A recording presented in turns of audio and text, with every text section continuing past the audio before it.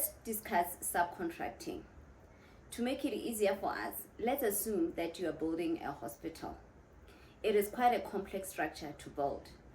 You are now the employer. What you don't want is to be dealing with a lot of contractors. So what you do is you appoint one contractor. That contractor is who we refer to as the main contractor. Then on the other side, the main contractor does not have all the skills in-house to be able to build the whole hospital by themselves. So what they then do is they go and they find subcontractors to help them with putting together the hospital. Okay? So let's say you need an electrician, you need plumbing works, you need medical equipment, all sorts of stuff in order to make a hospital fully functioning. And those require different skills and different qualifications and all sorts of things. And this is then where subcontractors come in. We generally have 5 different types of subcontractors. We have Labour-Only Subcontractors, Domestic Subcontractors, Selected Subcontractors, Nominated Subcontractors, and Direct Subcontractors. Okay?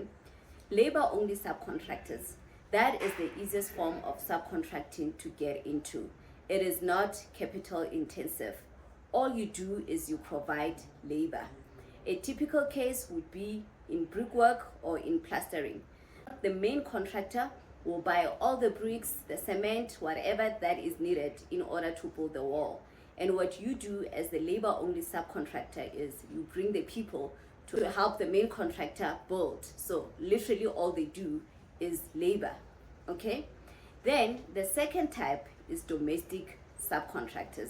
These are hired by the main contractor, mostly in more specialized skills, right? And what they then do is they provide labor and material. All right?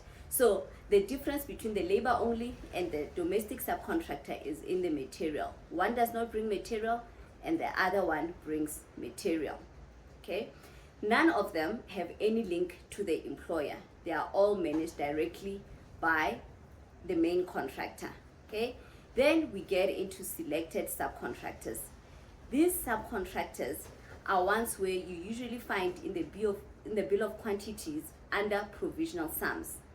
And what happens with selected subcontractors is they are chosen together by both the main contractor and the client. In this case, let's say the client is represented by a professional team.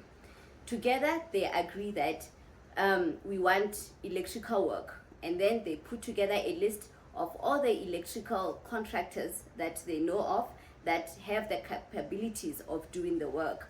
And then the PQS or the engineer, whoever the professional team member who's responsible for that is, what they then do is they go, they package it together, and then they take it out for tender, get the pricing, the quantity surveyor or the responsible professional then selects the contractor that they will be using. Then thereafter, they instruct the main contractor to appoint the subcontractor as a selected subcontractor. The main contractor gets a fee for profit and attendance from that appointment. Okay? Then we go to the nominated subcontractor.